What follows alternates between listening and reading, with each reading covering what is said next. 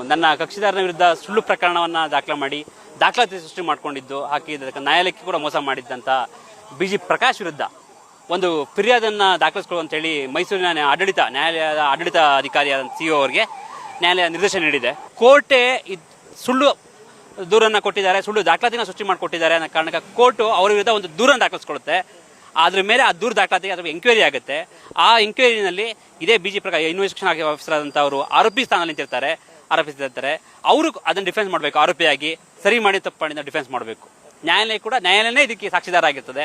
Charge ಶೀಟೇ ದಾಖಲಾತಿಗಳಾಗಿರ್ತದೆ sir, ಸಾಕ್ಷಿಗಳಾಗಿರ್ತವೆ.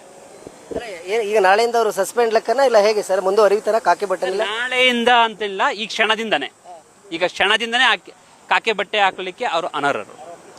ಆರೋಪಿ ಆಗಿರೋ ಕಾರಣ ಅವ್ರು ಅನರ್ಹರಾಗಿರ್ತಾರೆ. ಯಾಕಂದ್ರೆ ನಾನು ಸಣ್ಣ ಪುಟ್ಟ ವ್ಯಕ್ತಿಗಳು ಕಂಪ್ಲೇಂಟ್ ದೂರು ಕೊಟ್ಟಿಲ್ಲ. ಇದರಲ್ಲಿ ದೂರು ಕೊಟ್ಟಿರ್ತಕ್ಕಂಥದ್ದು ನ್ಯಾಯಾಲಯ, 5ನೇ ಹೆಚ್ಚುವರಿ ನ್ಯಾಯಾಲಯನೇ ದೂರನ್ನು ದಾಖಲಿಸಿಕೊಂಡು ನಿರ್ದೇಶನ ಕೊಟ್ಟಿರೋ ಕಾರಣ ಈ ಕ್ಷಣದಿಂದ ಆತ ಪೊಲೀಸ್ ಅಧಿಕಾರಿ ಯೂನಿಫಾರ್ಮ್ ಹಾಕಲಿಕ್ಕೆ ಅನ್ಫಿಟ್.